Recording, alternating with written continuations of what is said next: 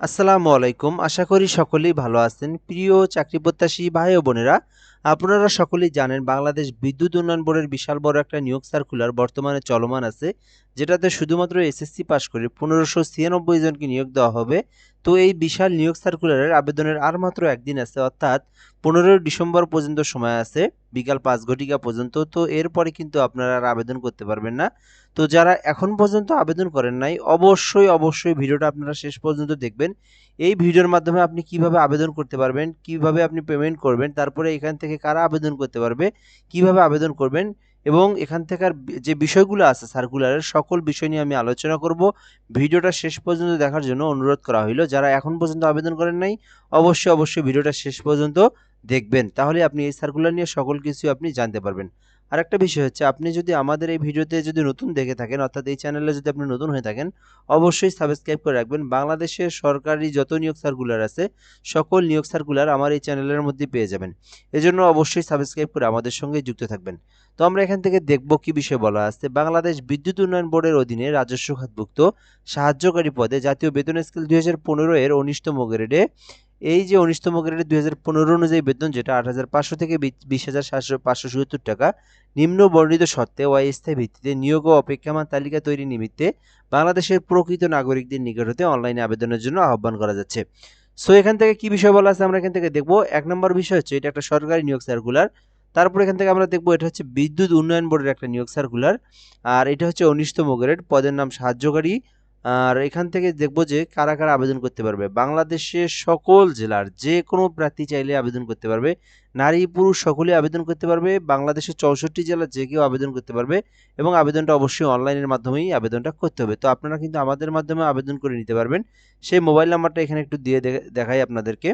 So এই নাম্বারে হোয়াটসঅ্যাপে এসএমএস করলে কিন্তু আপনি আমাদের মাধ্যমে আবেদন করে নিতে পারবেন একদম নির্ভুলভাবে। বাংলাদেশের যে কোনো সরকারি আবেদনের জন্য আমাদের এই নাম্বারে হোয়াটসঅ্যাপে এসএমএস করতে পারেন। দেন আপনার ইনফরমেশনগুলো দিবেন। ইনফরমেশনগুলো দেওয়ার পরে আমরা আবেদন করে আপনাকে অ্যাপ্লিকেশন কপিটা পাঠিয়ে দেবো। তো চাইলে এই নাম্বারে হোয়াটসঅ্যাপে শুধুমাত্র এসএমএস করবেন 017758300312, 017758300312। সো এখন আমরা দেখব এখান থেকে যে বিষয়গুলো বলা আছে। পদের নাম সাহায্যকারী এবং পদের সংখ্যা ১৫৯৬। তো আপনারা সকলেই জানেন বছরের শেষে ডিসেম্বর মাসে সকল অধিদপ্তর মন্ত্রণালয় বিভিন্ন যে সার্কুলারগুলো, এগুলো কিন্তু বড় সার্কুলারগুলো প্রকাশ হয় তো শূন্যপদ তালিকা অনুযায়ী। তো ডিসেম্বর মাস, এই জন্য কিন্তু এই সার্কুলারগুলো বড় সার্কুলারগুলো আপনারা পাচ্ছেন। তো ২০২৬ সালের প্রথম ৬ মাস ৭ মাস ৮ মাসে কিন্তু এই বড় সার্কুলারগুলো আপনারা মানে পাবেন না। তো এই জন্য আপনারা যারা সরকারি চাকরির আবেদন করেন, তো এই ডিসেম্বর মাসে সার্কুলারগুলোতে অবশ্যই আবেদন করবেন। তো এখান থেকে আমরা বিষয়গুলো দেখব। এখান থেকে ১৫৯৬ জনকে নিয়োগ দেওয়া হবে শুধুমাত্র এসএসসি পাশে, শুধুমাত্র এসএসসি পাশে আপনি আবেদন করতে পারবেন। তো কারা আবেদন করতে পারবেন আপনাদেরকে একটু বুঝিয়ে দেবো বিষয়টা। শুধুমাত্র এসএসসি পাস থাকলে আবেদন করতে পারবেন। জেনারেল শাখা থেকে আবেদন করতে পারবেন। সমমান বলা আছে, এসএসসি সমমান কারা, যেমন এখান থেকে যারা হচ্ছে দাখিল পাস অর্থাৎ মাদ্রাসা থেকে তারাও আবেদন করতে পারবে। যারা হচ্ছে আপনার ভোকেশনাল থেকে তারাও আবেদন করতে পারবে। দেন যারা হচ্ছে উন্মুক্ত থেকে তারাও কিন্তু আবেদন করতে পারবে।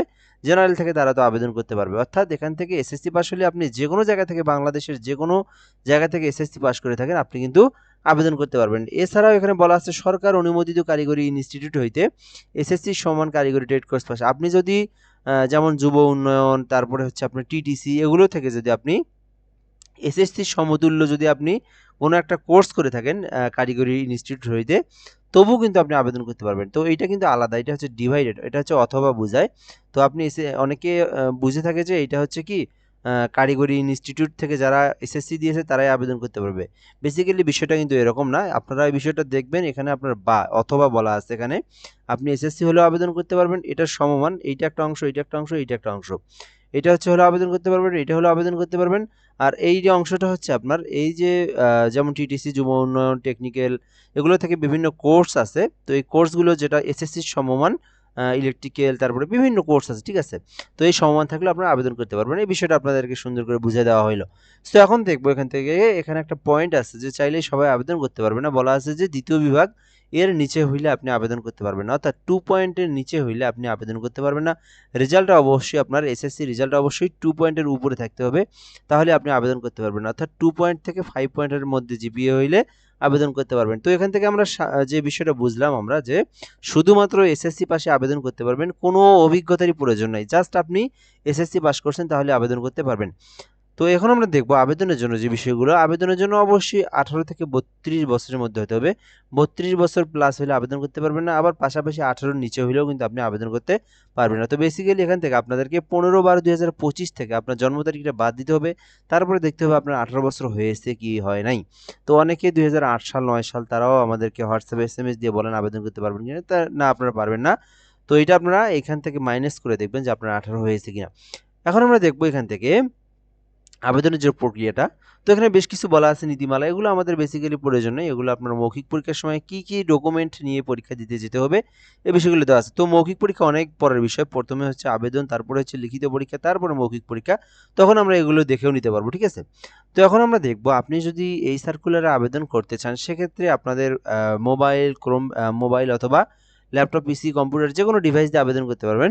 সেখান থেকে bpdbteletalk.com.bd এই ওয়েবসাইট দিয়ে আপনাদেরকে আবেদন করতে হবে। তো ক্রোম ব্রাউজার অথবা গুগলে যাবেন, যাওয়ার পরে bbdbteletalk.com.bd এটা লিখবেন, লেখার পরে কিন্তু আপনাদের যে ওয়েবসাইট যেটা সেটা কিন্তু চলে আসবে। সো ওখান থেকে আবেদন করতে হবে। আর আপনি চাইলে আমাদের যে হোয়াটসঅ্যাপ নাম্বারটা দেওয়া আছে কমেন্ট বক্সে দিয়ে রাখবো, আবার এখানেও তো দিয়েই রাখলাম 017758303112, এই নাম্বার হোয়াটসঅ্যাপে এসএমএস করলে আপনি আবার আমাদেরকে পেয়ে যাবেন এবং আমাদের মাধ্যমেও ঘরে বসে থেকে নির্ভুলভাবে আবেদন করে নিতে পারবেন। আচ্ছা, তারপর আমরা দেখব আবেদনের জন্য যে বিষয়গুলো। আপনারা সকলেই জানেন যে আবেদনের ফি কিন্তু গ্রেডের উপর নির্ভর করে ফিটা হয়। তো এখানে কোন গ্রেড, এটা হচ্ছে 19তম গ্রেড। তো 19তম গ্রেডের জন্য ফি যেটা সেটা হচ্ছে 56 টাকা। তো দুইটা টেলিটকে এই টাকাটা কিন্তু আপনার টেলিটক সিমে রিচার্জ করতে হবে। যদি আপনি নিজে আবেদন করেন আবার নিজেই পেমেন্ট ফি দিতে চান সেক্ষেত্রে অবশ্যই আপনার টেলিটক সিমের প্রয়োজন হবে। সো আপনার সেই সিমটা দিয়ে কিন্তু আপনাকে পেমেন্ট ফি দিতে হবে। তো এই পেমেন্ট ফি দেওয়ার জন্য দুইটা এসএমএস দিতে হয়। তো এই দুইটা এসএমএস 6 থেকে 7 টাকা কেটে নেয়। সেক্ষেত্রে আপনার এখানে 62 টাকার মতো খরচ পড়বে। তো যারা নিজেরাই আবেদন করে ফি জমা দিবেন 65 টাকা আপনারা রিচার্জ করবেন। আপনারা টেলিটক সিমে মিনিমাম 65 টাকা রিচার্জ করে তারপরে আপনারা ফি দিবেন। এর নিচে যদি আপনারা 60 টাকা যদি উঠান, যদি শুধুমাত্র 60 টাকা থাকে তবুও কিন্তু আপনি ফি প্রদান করতে পারবেন না, ঠিক আছে। এই বিষয়টা আপনাদেরকে আমি সুন্দরভাবে জানিয়ে দিলাম। এখন আমরা দেখব কিভাবে আপনি ফি জমা দিবেন। তো প্রথমে আপনারা টেলিটক সিমের মেসেজ বক্সে আসবেন, আসার পরে বিপিডিবি স্পেস ইউজার আইডি লিখে 16322 নাম্বার আপনারা সেন্ড করবেন। পরবর্তীতে একটা পিন নাম্বার দেওয়া হবে। সো ওই পিন নাম্বার দিয়ে আপনারা আবার BPDB space ES space PIN number দিয়ে 16322 নাম্বার আপনারা সেন্ড করবেন। সেন্ড করার সঙ্গে সঙ্গে কিন্তু আপনার পেমেন্টের টাকাটা কেটে নিবে এবং আপনাকে সাকসেসফুল আবেদন সেই বিষয়টা দেখানো হবে এবং আপনি চাইলে আপনার পেমেন্টটা অনলাইন থেকে ইউজার আইডি পাসওয়ার্ড দিয়ে চেক করেও নিতে পারবেন। তো এটাই ছিল মূলত বিষয়। যারা আবেদন করবেন অবশ্যই এখানে যে বিষয়টা সবথেকে গুরুত্বপূর্ণ যে দেখেন আবেদনটা কিন্তু 15/12/2025 অর্থাৎ আজকে বিকাল 5টায় কিন্তু আবেদনের সময় শেষ হয়ে যাবে।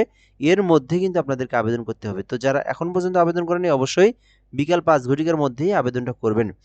তো পেমেন্টের ফি জমা দিতে পারবেন, সমস্যা নেই। এটা আপনারা আবেদন করার 72 ঘন্টার মধ্যে ফি দিতে পারবেন। তবে আবেদনটা অবশ্যই আপনাদেরকে বিকাল 5 ঘটিকার মধ্যেই করতে হবে।